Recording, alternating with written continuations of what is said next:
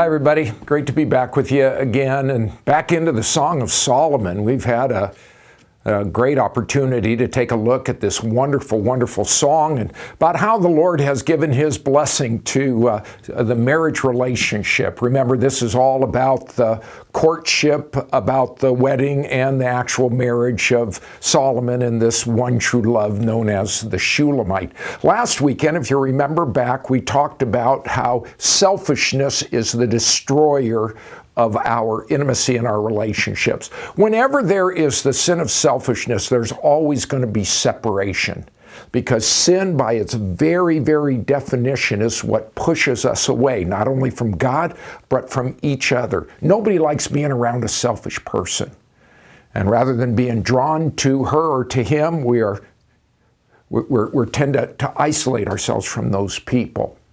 And I ran out of time this last weekend, but we have just one of the most hopeful illustrations of how, in spite of our selfishness, we can grow closer to each other, especially in a marriage relationship. We have one of the best illustrations in the entire Bible is the Old Testament character of Hosea and Gomer.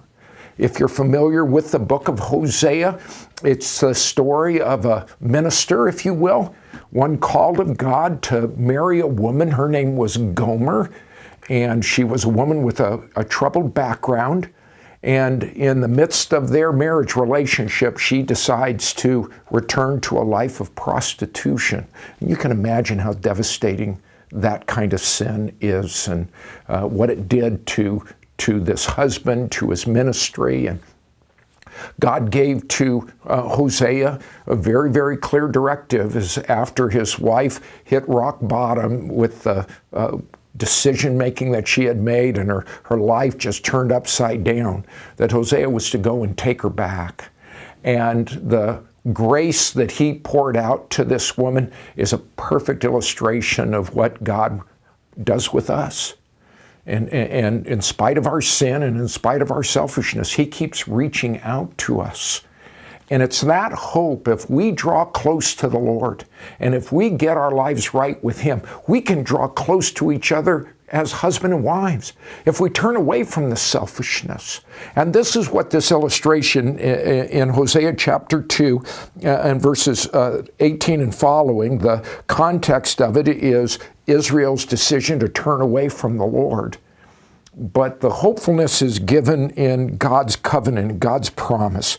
This is Hosea chapter 2 and verse 19. The promise of God is this to His people: I will betroth you to me forever. Yes, I will betroth you to me in righteousness and in justice, in loving kindness and in compassion. And I will betroth you to me in faithfulness. Then you will know the Lord.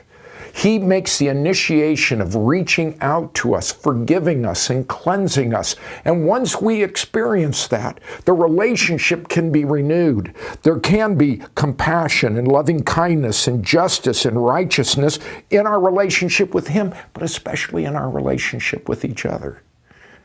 And so if you want to take some time, you have a lot of questions in your small group that you can talk about, maybe sharing a little bit of the times where you had some selfishness crop up and some of the conflicts that resulted, what you did to resolve those conflicts.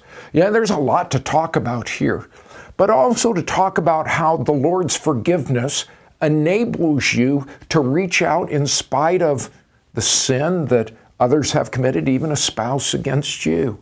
And we can share and encourage each other to draw close to the Lord, receive His grace. And that's what can really change a selfish relationship and turn it into an intimate relationship, one where there is sharing and there is life and there is closeness, all the things that God intended for. So you have a lot to talk about today, and in your time together, I'm just thrilled that we continue to champion this biblical value of connecting. So hope that you have a great time. I'll look forward to being back with you next week, and may the Lord bless you in all that you do.